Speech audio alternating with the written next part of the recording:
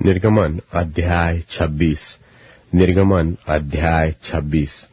फिर निवास स्थान के लिए 10 पर्दे बनवाना। इनको बटी हुई सनी वाले और नीले, बैंगनी और लाल रंग के कपड़े का कढ़ाई के काम किए हुए करूबों के साथ बनवाना। एक एक पर्दे की लंबाई 28 हाथ और चौड़ाई 4 हाथ की हो। सब पर्दे एक ही नाप के हो। 5 पर्दे एक दूसरे से जुड़े हुए हो। फिर जो 5 पर्दे रहेंगे वे भी एक दूसरे से जुड़े हुए हो, और जहां ये दोनों पर्दे जोड़े जाए वहां की दोनों छोरों पर नीली नीली फलियां लगवाना। दोनों छोरों में से 50-50 फलियां ऐसे लगवाना कि वे आमने सामने हो, और सोने के 50 अंकड़े बनवाकर और पर्दों के पंखों को अंकड़ों के द्वारा एक दूसरे से ऐसा जुड़वाना कि निवास स्थान मिलकर एक ही हो जाए।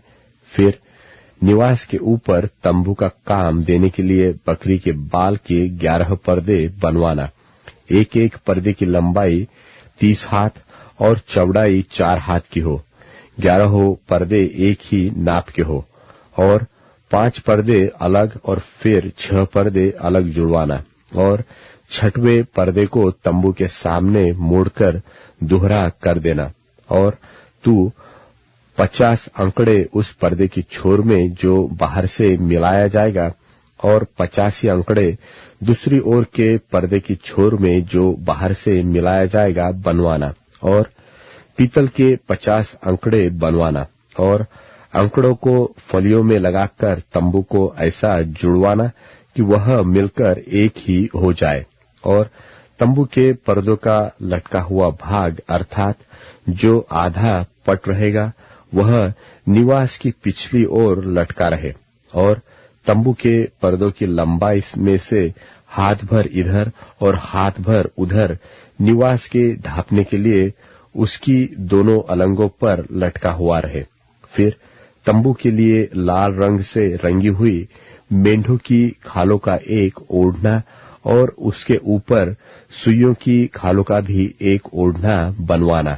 फिर निवास को खड़ा करने के लिए बबूल की लकड़ी के तख्ते बनवाना। एक एक तख्ते की लंबाई 10 हाथ और चौड़ाई 1.5 हाथ की हो। एक एक तख्ते में एक दूसरे से जुड़ी हुई 2-2 चूल्हे हो। निवास के सब तख्तों को इसी भांति से बनवाना। और निवास के लिए जो तख्ते तू बनवाएगा उसमें से 20 तख्ते तो दक्षिण की ओर के लिए हो, और 20 तख्तों के नीचे चांदी की 40 कुर्सियां बनवाना। अर्थात एक एक तख्ते के नीचे उसके चूल्हे के लिए 2-2 कुर्सियां। और निवास की दूसरी अलंग अर्थात उत्तर की ओर 20 तख्ते बनवाना, और उनके लिए चांदी की 40 कुर्सियां बनवाना। अर्थात एक एक तख्ते के नीचे 2-2 कुर्सियां हो। और निवास की पिछली अलंग अर्थात पश्चिम की ओर के लिए 6 तख्ते बनवाना, और पिछले अलंग में निवास के कोनों के लिए 2 तख्ते बनवाना। और ये नीचे से 2-2 भाग के हो, और दोनों भाग ऊपर के सिरे तक एक एक कड़े में मिलाए जाए, और दोनों तख्तों का यही रूप हो। ये तो दोनों कोनों के लिए हो।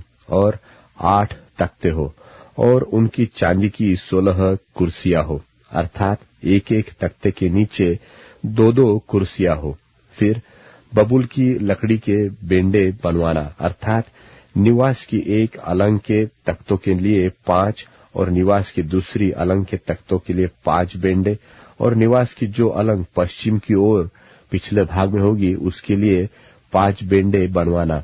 और बीच वाला बेंडा जो तख्तों के मध्य में होगा वह तंबू के एक सिरे से दूसरे सिरे तक पहुंचे। फिर तख्तों को सोने से मढ़वाना, और उनके कड़े जो बेंडों के घरों का काम देंगे उन्हें भी सोने के बनवाना, और बेंडों को भी सोने से मढ़वाना। और निवास को इस रीति खड़ा करना जैसा इस पर्वत पर तुझे दिखाया गया है। फिर नीले, बैंगनी और लाल रंग के और बटी हुई सूक्ष्म सनी वाले कपड़े का एक बीच वाला पर्दा बनवाना।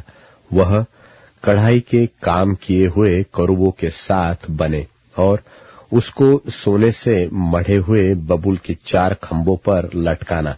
इनकी अकड़ियां सोने की हो और ये चांदी की 4 कुर्सियों पर खड़ी रहे और बीच वाले पर्दे को अकड़ियों के नीचे लटकाकर उसकी आड़ में साक्षी पत्र का संदूक भीतर लिवा ले जाना।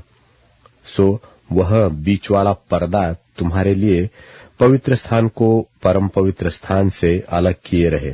फिर परम पवित्र स्थान में साक्षी पत्र के संदूक के ऊपर प्रायश्चित के ढकने को रखना और उस पर्दे के बाहर निवास की उत्तर अलंग मेज रखना और उनकी दक्षिण अलंग मेज के सामने दीवट को रखना।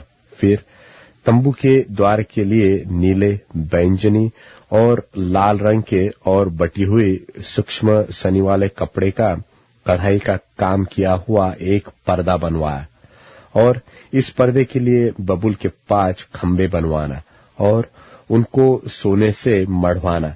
उनकी कड़ियां सोने की हो और उनके लिए पीतल की 5 कुर्सियां ढलवाकर बनवाना।